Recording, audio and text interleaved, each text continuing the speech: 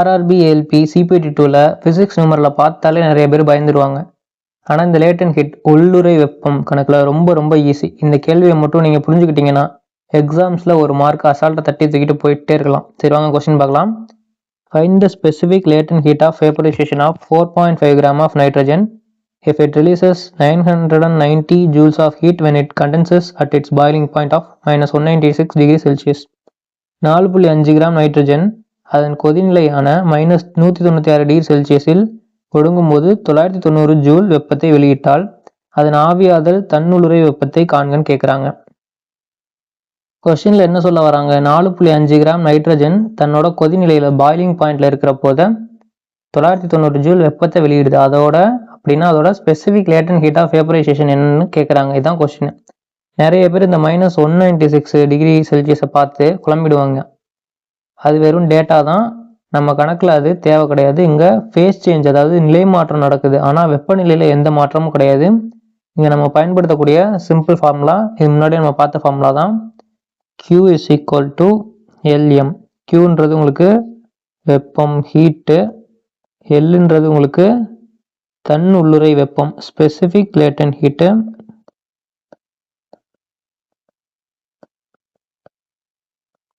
எம்ன்றது உங்களுக்கு மாஸ், நிறை. சரி, ஓகே. இப்போ இங்கே கொஸ்டினில் உங்களுக்கு என்ன கேட்டிருக்காங்கன்னா find the specific latent heat of vaporization தான் கேட்டிருக்காங்க. அப்போ எல்லு தான் கேட்குறாங்க. ஸோ எல்லை ஒன் சைடு வச்சுக்கலாம். Q இந்த பக்கம் இருக்குது, இந்த எம்மை இந்த பக்கம் எடுத்துகிட்டு போகும்போது டிவிஷனில் வந்துடும். சரி, இப்போ வந்து எனக்கு வெப்பம் Q என்ன கொடுத்துருக்காங்கன்னு பாருங்கள். 990 ஜூல்ஸ் ஆஃப் ஹீட்டை வெளியிடுதுன்னு சொல்கிறாங்க. அப்போது 990 போட்டான். மாஸ் என்னன்னு சொல்கிறாங்க? 4.5 கிராம் இருக்குன்னு சொல்லிட்டாங்க மாசு. அப்போது 4.5ன்னு கீழே போட்டாச்சு. பாயிண்ட்டை ரிமூவ் பண்ணணும். ஸோ மேலேயும் கீழேயும் மல்டிபிள் டு 10 பண்ணிங்கன்னா பாயிண்ட் ஒரு டிஜிட் தள்ளி வந்துடும். 9900 டிவைடட் பை 45 அப்படின்னு கிடைக்கும். ரெண்டுத்தையும் டிவைட் பண்ணிங்கன்னா உங்களுக்கு என்ன ஆன்சர் வரும்?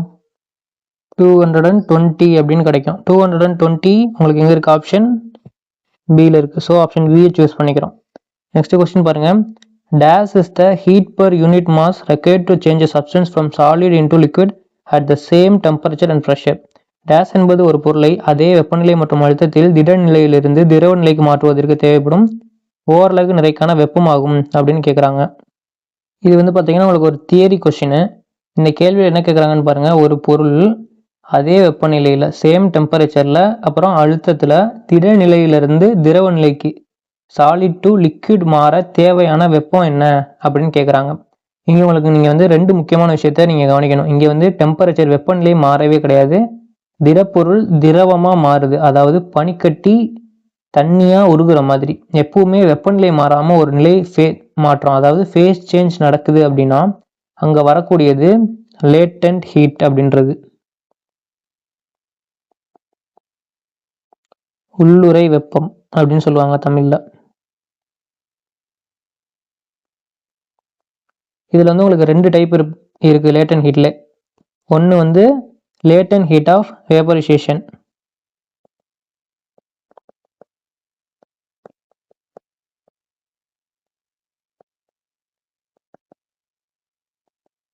இன்னொன்று வந்து பார்த்தீங்கன்னா லேட்டன் ஹீட் ஆஃப் ஃபியூஷன்.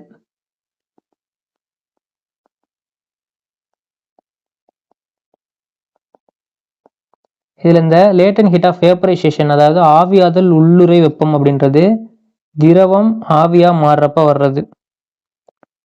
லிக்விட் என்னாவதாக மாறுதா உங்களுக்கு? லிக்விட் டு வேப்பராக மாறுறப்ப வர்றது. இது லேட்டன் ஹீட் ஆஃப் ஃபியூஷன் அப்படின்றது உருகுதலின் உள்ளுறை வெப்பம் அப்படின்றாங்க.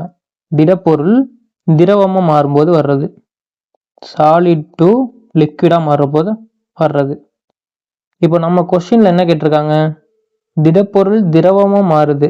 அப்போ அதுக்கு சரியான ஆன்சர் என்ன வரும்? Latent heat of fusion, option D வரும். அதனால தான் என்ன பண்ணுறோம்? ஆப்ஷன் டியை சூஸ் பண்ணுறோம். மற்ற ஆப்ஷன்ஸ்லாம் நம்ம ஏன் எடுக்கலன்னு பாருங்க. சப்ளிமேஷன் அப்படின்றது என்னன்னா, திடப்பொருள் சாலிடாக இருக்கக்கூடிய ஒரு பொருள் வாயுவா நேராக வேப்பராக மாறுறது. நெக்ஸ்ட் வேப்பரைசேஷன் என்ன? திரவம் வாயுவா மாறுறது. லிக்விட்ல இருந்து உங்களுக்கு என்ன ஆகும்? அது வேப்பரா மாறும். இந்த ரெகுலேஷன் அப்படின்றது பனிக்கட்டி மேல் அழுத்தத்தை கொடுத்து ஐஸில் என்ன பண்ணுறாங்கன்னா ப்ரெஷர் கொடுக்குறாங்க. ப்ரெஷர் கொடுத்து அதை உருக்கி என்ன பண்ணுறாங்க, தண்ணியாக மாற்றுறாங்க. தண்ணியாக மாற்றினதுக்கப்புறம் அந்த அழுத்தத்தை ப்ரெஷரை வந்து ரிமூவ் பண்ணுறாங்க. சேம் ப்ரெஷரை இப்போ என்ன பண்ணுறாங்க, ரிமூவ் பண்ணுறாங்க தண்ணியிலேருந்து. அப்படி நீக்கி அதை திரும்ப என்ன பண்ணுறாங்க, ஐஸாக உரைய வைக்கிறாங்க. இதுதான் வந்து ரெகுலேஷன் அப்படின்னு சொல்கிறாங்க. When 1 kg of water is cooled from 4 degrees Celsius to 0 degrees Celsius, its volume. 1 kilogram நீர் 4 டிகிரி செல்சியஸிலிருந்து 0 டிகிரி செல்சியஸ்க்கு குளிர்விக்கப்படும் போது அதன் கன அளவு என்னன்னு அப்படின்னு கேட்குறாங்க. நார்மலாக நீங்கள் எந்த ஒரு பொருளை குளிர்விச்சாலும் கூல் பண்ணாலும் அதோட கூல் பண்ணுறீங்க அப்படின்னா வால்யூம் வந்து உங்களுக்கு கம்மியாகும், அதாவது சுருங்கும். ஆனால் தண்ணி மட்டும் ஒரு வித்தியாசமான குணம் கொண்டது. அதை பற்றி தான் இந்த கேள்வியே கேட்குறாங்க. 1 கிலோகிராம் தண்ணியை 4 டிகிரி செல்சியஸ்லேருந்து 0 டிகிரி செல்சியஸ்க்கு குளிர்விக்கிறப்ப என்ன நடக்கும் அப்படின்னு தான் கேட்குறாங்க. இங்கே தான் அனாமலஸ் எக்ஸ்பான்ஷன் ஆஃப் வாட்டர், நீரோட சீரற்ற விரிவடைவு அப்படின்ற கான்செப்ட் வருது. பொதுவாக தண்ணியை 4 டிகிரி செல்சியஸில் இருக்கிறப்போ தான் அதோட கன அளவு வந்து ரொம்ப கம்மியாக இருக்கும். 4 டிகிரி செல்சியஸ் அட் வால்யூம் வந்து கம்மியாக இருக்கும், டென்சிட்டி அதிகமாக இருக்கும். இப்போ கவனிங்க, நம்ம 4 டிகிரி செல்சியஸ்லேருந்து வெப்பநிலையை இன்னும் குறைச்சி 0 டிகிரி செல்சியஸுக்கு கொண்டு வர்றப்ப மற்ற பொருட்கள் மாதிரி அது சுருங்காமல் தண்ணி விரிய ஆரம்பிக்கும், எக்ஸ்பேண்ட் ஆகும், அதாவது அதோட கன அளவு அதிகமாகும். சரி, அப்போ ஆப்ஷன்ஸ் பார்த்தீங்கன்னா 4 டிகிரி செல்சியஸ்லேருந்து 0 டிகிரி செல்சியஸ்க்கு குளிர்விக்கிறோம். அப்போ அதோட கன அளவு கண்டிப்பாக என்ன ஆகும், இங்கே அதிகரிக்கும், இன்க்ரீசஸ். Option D. இந்த கேள்வியை மாற்றி உங்களுக்கு 0 டிகிரி இது வந்து 4 to 0க்கு இன்க்ரீஸ் ஆகுது அப்படின்னு சொல்கிறோம். இதே உங்களுக்கு கொஸ்டினை மாற்றி 0 degree Celsius to 10 degree Celsius வெப்பப்படுத்துகிறோம் அப்படின்னு கேட்டாங்கன்னா முதல்ல வந்து உங்களுக்கு 4 டிகிரி செல்சியஸ் வரைக்கும் வால்யூம் குறையும். அதுக்கப்புறம் 5 to 10 டிகிரி செல்சியஸ்க்கு இது வந்து 0 to 4 டிகிரிக்கு, இது 5 to 10க்கு வால்யூம் அதுக்கப்புறம் அதிகமாகும். ஆனால் நம்ம கொஸ்டினில் 4 to 0 தான் கேட்குறாங்க. அப்போ அதனால தான் என்ன பண்ணுறோம், ஆப்ஷன் டிஏ சூஸ் பண்ணுறோம். எக்ஸாம் ட்ரிக் என்னென்னா, தண்ணியை பொறுத்த வரைக்கும் இந்த 4 டிகிரி செல்சியஸ் அப்படின்றது தான் உங்களுக்கு மேஜிக் நம்பர். அந்த புள்ளியில் இருக்கக்கூடிய கன அளவு கம்மியாக இருக்கும், அதை விட குறைஞ்சாலும் அதிகமானாலும் கன அளவு அதிகமாகும் அப்படின்றத ஞாபகம் வச்சுக்கோங்க. 4 டிகிரி செல்சியஸில் வால்யூம் கம்மியாக இருக்கும். இப்போது 4 டிகிரி செல்சியஸ்க்கு கம்மியாகுது 3, 2 அப்படின்னாலும் உங்களுக்கு என்னாகும், அதிகமாக இருக்கும். இங்கேயும் உங்களுக்கு 5, 6ன்னு போனாலும் அதிகமாக தான் இருக்கும். நெக்ஸ்ட் கொஸ்டின் பாருங்க. Identify the material having the highest coefficient of volume expansion. மிக உயர்ந்த கன அளவு விரிவாக்க குணகத்தை கொண்ட பொருளை கண்டறியும்னு கேட்குறாங்க. முதல்ல கோஎஃபிஷியன்ட் ஆஃப் வால்யூம் எக்ஸ்பான்ஷன் அப்படின்னா என்ன அப்படின்றத சிம்பிளாக பார்ப்போம். ஒரு பொருளை வெப்பப்படுத்துகிறப்ப அது எந்த அளவுக்கு அதிகமாக விரியுது, எக்ஸ்பேண்ட் ஆகுது அப்படின்றது தான் இது. இது வந்து ஒவ்வொரு பொருளுக்கும் மாறுபடும். இங்கே கொடுத்துருக்கக்கூடிய ஆப்ஷன்ஸ் பார்த்தீங்கன்னா அயன், இரும்பு, மெர்க்குரி, பாதரசம், ஹார்ட் ரப்பர்ன்றது கடின ரப்பர், பிராஸ்ன்றது உங்களுக்கு பித்தளை. இங்கே லாஜிக் என்னன்னு பார்த்தீங்கன்னா, பொதுவாக உலோகங்களை விட, மெட்டல்ஸை விட பாலிமர்ஸ் மாதிரியான பொருட்கள், அதாவது இந்த ரப்பர் மாதிரியான விஷயங்கள் வெப்பத்துக்கு ரொம்ப அதிகமாக ரியாக்ட் பண்ணும். இரும்பு, பித்தளை எல்லாம் மெட்டல்ஸ், இரும்பு, பித்தளை எல்லாம் மெட்டல்ஸ், ஓகேங்களா. இதெல்லாம் அவ்வளவு சீக்கிரம் எக்ஸ்பேண்ட் ஆகாது. பாதரசம் திரவமாக இருந்தாலும் அதை விட பல மடங்கு அதிகமாக எக்ஸ்பேண்ட் ஆகக்கூடிய தன்மை இந்த ஹார்ட் ரப்பருக்கு தான் இருக்குது. டேட்டா படி பார்த்தீங்கன்னா பாதரசத்தை விட ரப்பரோட இந்த எக்ஸ்பேண்ட் ஆகக்கூடிய கெப்பாசிட்டி பல மடங்கு அதிகம். இப்போ கொடுத்துருக்கக்கூடிய 4 ஆப்ஷனில் உங்களுக்கு எது அதிகமாக எக்ஸ்பேண்ட் ஆகும்னு பார்த்தீங்கன்னா இந்த ஹார்ட் ரப்பர், ஆப்ஷன் சி தான். எக்ஸாம்ஸில் ஒரு முக்கியமான லாஜிக் ஞாபகம் வச்சுக்கோங்க, எப்பவுமே மெட்டல்ஸை விட ரப்பர் மாதிரியான பொருட்கள் வெப்பத்துக்கு அதிகமாக எக்ஸ்பேண்ட் ஆகும். இதை மைண்டில் வச்சுக்கிட்டிங்கன்னா இந்த மாதிரியான கொஸ்டின் நீங்கள் கன்ஃபியூஸ் ஆக மாட்டீங்க. நெக்ஸ்ட் கொஸ்டின் பாருங்கள். Copper expands about dash times more than glass for the same rise in the temperature.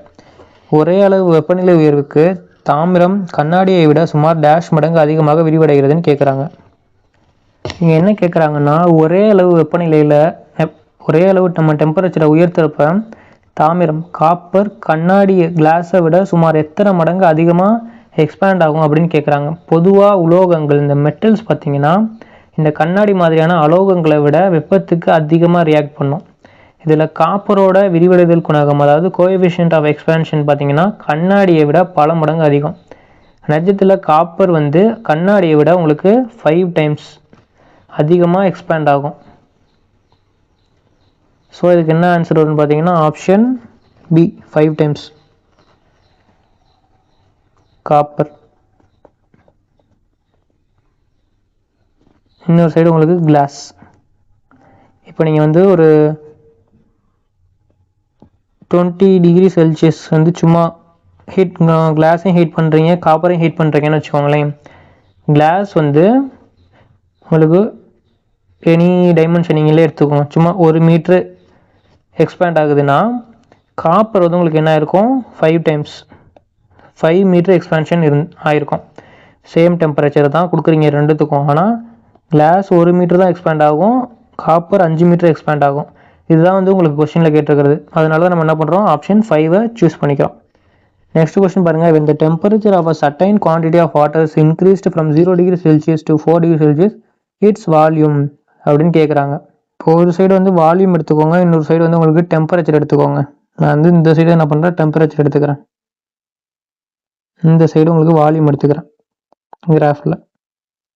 ஏன்னா உங்களுக்கு வால்யூமும் டெம்பரேச்சர் பார்த்தீங்கன்னா பேசுகிறாங்க. அதனால என்ன பண்ணுறோம், இப்படி எடுத்துக்கிறோம். தண்ணியை பொறுத்த வரைக்கும் இது 4, இங்கே 8, இந்த மாதிரி நான் இப்படி உங்களுக்கு கிராஃப் போய்கிட்டே இருக்கேன். நான் 4 நாளாக யூனிட் எடுத்துக்கிறேன்னு வச்சுக்கோங்க. இங்கேயும் 4 நாள் இப்படி எடுத்துகிட்டு போயிட்டே இருக்கேன். வாட்டரை பொறுத்த வரைக்கும் உங்களுக்கு இப்படி தான் இருக்கும். ஃபஸ்ட்டு அதிகமாக இருக்கும் வால்யூம், இங்கே 0 டிகிரி செல்சியஸில் இருக்குது. அப்புறம் என்ன ஆகும், அப்படியே குறைஞ்சிக்கிட்டே வரும். 4 டிகிரி செல்சியஸ் வரைக்கும் என்ன ஆகும், குறையும். 4 டிகிரி செல்சியஸ்க்கு அப்புறம் திரும்ப என்ன ஆகும்னா அப்படியே நீங்கள் டெம்பரேச்சர் 5, 6, 7, 8ன்னு இன்க்ரீஸ் பண்ணிகிட்டே போவீங்க. அப்புறம் திரும்ப அப்படியே இன்க்ரீஸ் ஆகிக்கிட்டே போகும். இதுதான் வாட்டரோட நீங்கள் டெம்பரேச்சர் இன்க்ரீஸ் பண்ணீங்கன்னா வரக்கூடிய ப்ராப்பர்ட்டி. ஆரம்பத்தில் அதிகமாக இருக்கும், 4 டிகிரி செல்சியஸ் வரைக்கும் குறைஞ்சிக்கிட்டே போகும். 4 டிகிரிக்கு அப்புறம் 5 டிகிரி 6 டிகிரி நீங்கள் இன்க்ரீஸ் பண்ண திரும்ப அப்படியே வால்யூமோட வேல்யூ என்ன ஆகிடும், கம்மியாக இருந்தது அப்படியே இன்க்ரீஸ் ஆக ஆரம்பிச்சிடும். நமக்கு கொஸ்டினில் என்ன கேட்குறாங்க, 0 டிகிரி செல்சியஸ்லேருந்து 4 டிகிரி செல்சியஸ் வரைக்கும் என்ன ஆகுன்னு பாருங்கள். இங்கே 0 டிகிரி செல்சியஸ் இருக்குது, இங்கே 4 டிகிரி செல்சியஸ் வரைக்கும் போகுது. 1, 2, 3, 4ன்னு வந்துடும். இங்கே 0 டிகிரி செல்சியஸ்லேருந்து 4 டிகிரி செல்சியஸ் வரைக்கும் என்ன ஆகுது, அதிகமாக இருந்த வேல்யூ 8லேருந்து அப்படியே குறைஞ்சிக்கிட்டே வந்திருக்கு. அப்போது டிக்ரீசஸ். அப்போ ஆப்ஷன் ஏ சூஸ் பண்ணிக்கலாமா. இதே உங்களுக்கு 4 டிகிரி செல்சியஸ்க்கு அப்புறம் 4 to 10 டிகிரி செல்சியஸ் என்ன ஆகும்னு கேட்டாங்கன்னா இன்க்ரீசஸ் அப்படின்றத சூஸ் பண்ணுவீங்க.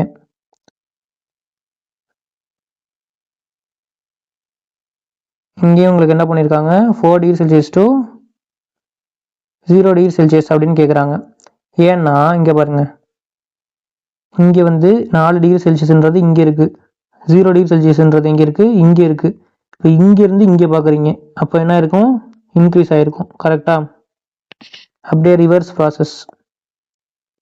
அதனால தான் அங்கே இன்க்ரீசஸ் போட்டோம், இங்கே டிக்ரீசஸ் போடுறோம். 0 to 4 என்ன இருக்கும், இப்படி பார்க்கணும், கீழே போயிருக்கும். 4 to 0 இப்படி பார்க்கணும், கீழேருந்து இப்படி மேலே போயிருக்கும். அதனால தான் இந்த வேரியேஷன்ஸ் இருக்குது. கரெக்டாக நோட் பண்ணி வச்சுக்கோங்க. இதே உங்களுக்கு திரும்ப 4 to 10 டிகிரி செல்சியஸ்னு கேட்டாங்கன்னா இங்கே 4 டிகிரி ஸ்டார்ட் ஆகி இங்கே 10 முடியும்னு வச்சுக்கோங்களேன். திரும்ப உங்களுக்கு இன்க்ரீஸ் ஆகும். சரி ஓகே, இப்போயே எனக்கு 10 டிகிரி to 4 டிகிரி அப்படின்னு கேட்குறாங்கன்னா 10 டிகிரி இங்கே இருக்குது. அப்போது இந்த இடத்துலேருந்து எனக்கு இந்த இடம் வரைக்கும் இங்கேருந்து என்ன ஆகும், குறைஞ்சிக்கிட்டு வந்திருக்கும். அப்போது டிக்ரீசஸ்ன்னு போடணும். நெக்ஸ்ட் கொஸ்டின் பாருங்கள். woolen cloths keep the body warm in winter because குளிர்காலத்தில் கம்பளி ஆடைகள் உடலை சூடாக வைத்திருக்கும். ஏனெனில் ஏன் அப்படின்னு கேட்குறாங்க.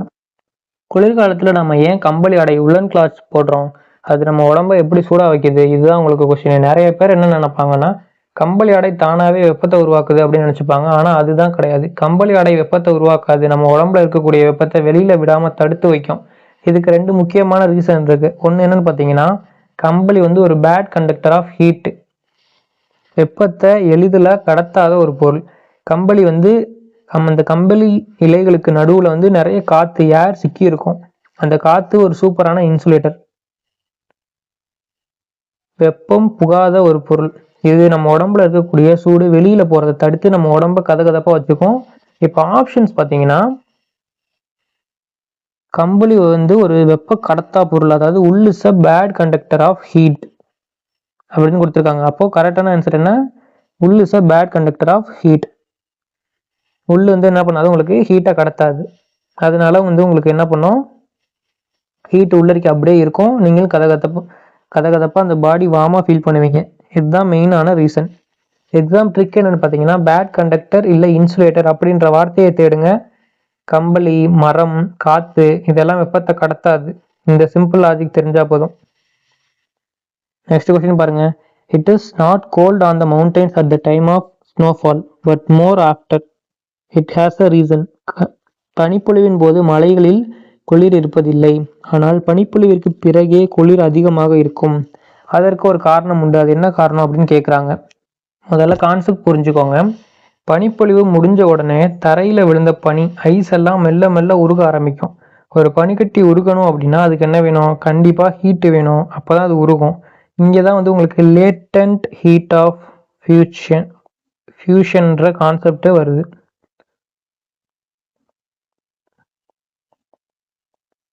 அதாவது உருகுதலின் உள்ளுறை வெப்பம் அப்படின்ற கான்செப்ட் வருது. அந்த பனி உருகுறதுக்கு தேவையான வெப்பத்தை அது எங்கேருந்து எடுக்கும்? நம்மளை சுற்றி இருக்கக்கூடிய வளிமண்டலத்தில், அட்மாஸ்பியர்ல இருந்து தான் உறிஞ்சும். சரி, இப்போ பாருங்க, வளிமண்டலத்தில் இருக்கக்கூடிய வெப்பத்தை எல்லாம் அந்த பனி உறிஞ்சிக்கிட்டா சுற்றி இருக்கக்கூடிய காற்று என்ன ஆகும்? ரொம்ப ஜில்லுன்னு ஆயிரும். அதனால தான் பனிப்பொழிவுக்கு அப்புறம் நமக்கு குளிர் அதிகமாக தெரியுது. இப்போ ஆப்ஷன்ஸ் பார்த்தீங்கன்னா, பனி உருகிறதுக்கு வளிமண்டலத்தில் இருக்கக்கூடிய வெப்பத்தை எடுத்துக்குது. அதாவது takes heat from the atmosphere to melt ice. அப்போ சரியான ஆன்சர் என்ன? Option D. மறக்காதீங்க, பனி உருவாகும் போது ஃப்ரீஸ் ஆகும், வெப்பம் வெளியேற்றப்படும். அதனால அப்போ குளிர் கம்மியா இருக்கும். பனி உருகும் போது, மெல்ட் ஆகும்போது வெப்பம் உறிஞ்சப்படும். அதனால அப்போ குளிர் அதிகமாக இருக்கும். இந்த லாஜிக் இப்போ உங்களுக்கு தெளிவாக புரிஞ்சிருக்கும் நம்புறேன். நெக்ஸ்ட் கொஸ்டின் பாருங்க. The value of specific heat depends on dash. தன்வெப்பத்தின் மதிப்பு பின்வருவனவற்றை பொறுத்து அமைகிறதுன்னு கேட்குறாங்க. சரி, இது தன்வெப்பம், ஸ்பெசிஃபிக் ஹீட் அப்படின்னா என்ன? 1 கிலோகிராம் நீரில் இருக்கக்கூடிய ஒரு பொருளோட வெப்பநிலையை 1 டிகிரி செல்சியஸ் நம்ம உயர்த்துறதுக்கு எவ்வளவு வெப்பம் தேவையோ அதை தான் அந்த பொருளோட தன்வெப்பம், ஸ்பெசிஃபிக் ஹீட் அப்படின்னு சொல்கிறோம். இப்போ இந்த கொஸ்டினில் பார்த்தீங்கன்னா, இந்த தன்வெப்பத்தோட மதிப்பு எதை பொறுத்து அமையும் அப்படின்னு கேட்குறாங்க. ஃபர்ஸ்ட்டு வந்து பார்த்தீங்கன்னா, அது கண்டிப்பாக அந்த பொருளோட தன்மையை பொறுத்தது, நேச்சர் ஆஃப் மேட்டரை பொறுத்தது. இப்போது தண்ணிக்கு ஒரு ஸ்பெசிஃபிக் ஹீட் இருக்கும், இரும்புக்கு ஒரு ஸ்பெசிஃபிக் ஹீட் இருக்கும். பொருள் மாறினா அந்த ஸ்பெசிஃபிக் ஹீட்டும் அதுக்கு மாறும். இது நமக்கு நல்லாவே தெரியும். 2வது பாயிண்ட் பார்த்தீங்கன்னா ரொம்ப முக்கியம். அந்த பொருளை வெப்பப்படுத்துகிறப்ப அது விரிவடையும், எக்ஸ்பேண்ட் ஆகும். அதனால நடக்கக்கூடிய அந்த எக்ஸ்டர்னல் ஒர்க்கு தன்வெப்பத்தை பாதிக்குமா? கண்டிப்பாக பாதிக்கும். குறிப்பாக வாயுக்கள், கேஸஸில் நம்ம வெப்பப்படுத்துகிறோமோ இல்லையே, இல்லை மாறாத கன அளவில் வெப்பப்படுத்துகிறோமான்றதை பொறுத்து தான் இந்த தன்வெப்பம் மாறும். அப்போது தன்வெப்பத்தோட மதிப்பு பொருளோட தன்மையும் பொறுத்தது, அந்த பொருள் விரிவடைகிறதுனால செய்யப்படக்கூடிய வேலையும் பொறுத்தது. ஸோ இதுக்கு கரெக்டான ஆன்சர் என்ன வரும்னு பார்த்தீங்கன்னா, அந்த amount of external work done due to expansion of the substance due to increase in temperature. Option ஏவும் வரும், ஆப்ஷன் பியும் வரும், and the nature of the மேட்டரும் வரும். So both A and B 2 ஆப்ஷனுமே வரும். எக்ஸாம் ட்ரிக் என்னன்னா, ஸ்பெசிஃபிக் ஹீட்ன்றது பொருளுக்கு பொருள் மாறும், இன்ட்ரென்சிக் ப்ராப்பர்ட்டி. ஓகேங்களா? அதே சமயம் அது எந்த சூழ்நிலையும் ப்ரெஷர் இல்லை வால்யூம் அளக்கப்படுறது அப்படின்றதையும் பொறுத்து அமையும். இதையும் நீங்கள் ஞாபகம் வச்சுக்கோங்க. உங்களுக்கு இந்த வீடியோ பிடிச்சிருந்துச்சுன்னா லைக் பண்ணிக்கோங்க. அப்படியே நம்ம பேரண்ட்ஸ் அகாடமிக்கு சப்ஸ்கிரைப் பண்ணிட்டு பக்கத்தில் இருக்க பெல் பட்டனை கிளிக் பண்ணி ஆர்டர் செலக்ட் பண்ணிக்கோங்க. Thank you friends. நெக்ஸ்ட் வீடியோவில் பார்க்கலாம்.